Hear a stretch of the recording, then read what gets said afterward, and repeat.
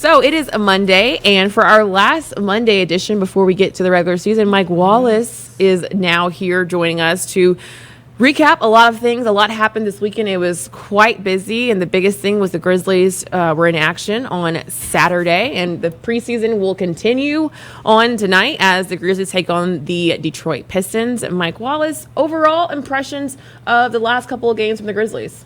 Well, I look at it like, this team is we keep talking about ahead of schedule, Megan, and you see the development and you see how much the system is taking shape now. You see that Taylor is seeing the kind of schemes that he wants on offense and defense. They're going to play faster now. Anyone who grabs a rebound is capable of going coast to coast and being a facilitator, whether it's Ja Morant or whether it's Santi Aldama. They're getting the ball and going. You're seeing a lot of threes getting jacked up. You're seeing a lot of players getting opportunities to play. But most importantly, you see Ja Morant saying, you know what, this isn't the preseason. I'm in regular season Ja mode. And he's setting that tone as a leader. And you have to respect that. Jaren Jackson is going to come along and his rhythm is going to get there. He's shown defensive strides.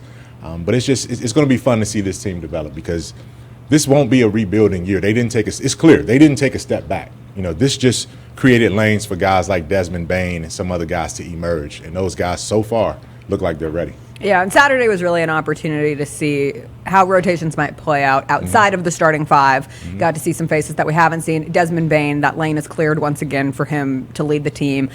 Very reminiscent of Summer League, where we saw his abilities increase as a playmaker. His shot has just been so impressive.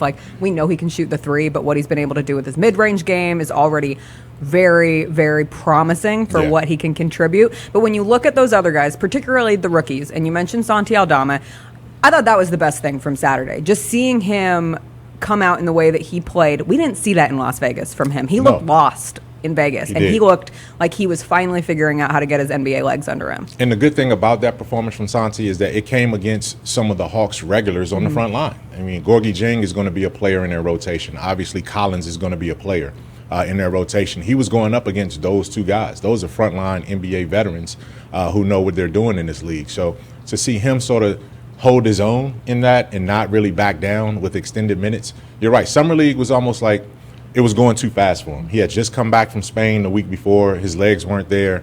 He was trying to learn a whole lot and process a whole lot on the fly, and it didn't really sit well with him. It didn't really work for him. But now that he's had the luxury of a preseason training camp and all of those things, you're seeing why the Grizzlies traded up and invested to sign him right now. He didn't come in as a two-way guy. He actually moved ahead of guys like Killian Tilly and some of the other guys to be a roster player, and with a guaranteed contract. So this is the reason why the Grizzlies, they saw that upside in him. But you also see the upside clearly in Ziaire Williams. That kid, man. Once he reminds me a lot of Jaren when Jaren first came in, and Jaren was just all arms and legs and just running up and down, and it's like he wasn't coordinated. But once it comes together for Ziaire, that kid is going to be phenomenal. He just has all the tools and mainly the attitude, right? He has the tools and the attitude.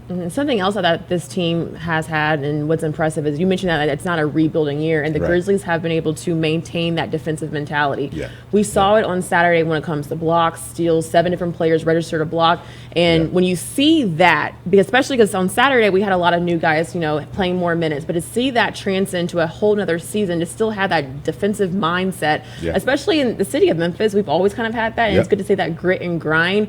What do you hope to kind of see more? Because tonight against a Detroit Pistons, another young group kind of coming in. What do you want to see more of? Because defensively, it's been there. Well, as you pointed out in the middle of training camp, this was a team that ranked 5th in the top 5 in deflections and steals, right? So you had that astute analysis early on. You saw that, right? So I'm gonna give you credit for that.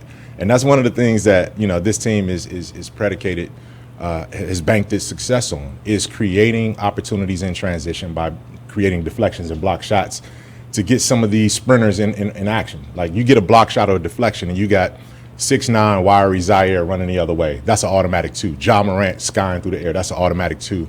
You know that the moment that they make a defensive play, there's going to be a highlight on the other end. That's just what this team is all about.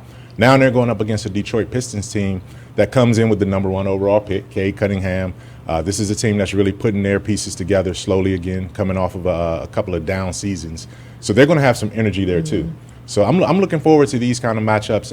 I hadn't really seen yet the injury report in terms of who's where and what's going to happen. We'll know that the definite list a little bit closer to game time. But I think these last 3 games, you want to get your regular rotation in there for at least 2 of them. So I really think tonight and then Wednesday is going to be like the 3rd preseason game in the NFL, where you get everything set, and then that last preseason game, you just kind of get guys some minutes. So these next 2 games are going to be crucial for the Grizzlies in terms of Taylor figuring out what he actually has. Yeah, one more player to hit on, because we'd be remiss if we did not. Brandon Clarke. Yes. That was the game Brandon Clarke needed. Yes. And it is a preseason game, and as you and I spoke in the pregame show on Saturday, there's a logjam in the front court for the Grizzlies this year, and as players fight for minutes, Brandon Clarke, you throw in Xavier Tillman, obviously starters with Steven Adams and Jaren Jackson Jr. being healthy from the jump. Brandon Clarke has to carve out a role for himself, and we at least saw a jump in preseason mode that we hadn't seen earlier in the preseason. And you see, like, the thing about Brandon that you notice is that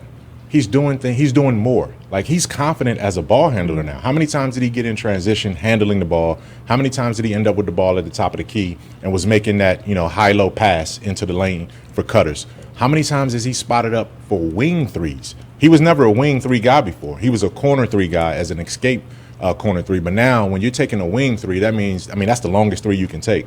So you have some confidence in your stroke at that point. And he needed that. He needed that confidence boost. He needed to get out there and say, okay, look, this is an opportunity for me to show that don't forget about me, right? I'm still a guy that you traded up for a couple years ago and, got into the draft to get. And I'm still a guy that can fit here. But you're in a luxurious situation when a Brandon Clarke and a John Conchar are basically your 12th and 13th or 13th and 14th guys. So when you think about it like that, if that's the case, the Grizzlies are going to be deep and they're going to be loaded to withstand an 82-game schedule. Excellent. Well, we appreciate you stopping by. We have to take a quick break because we have Brooke Weisbrod joining us afterwards to talk about the WNBA Finals. We'll get her take on all that's going on when we come back here on Rise and Grind.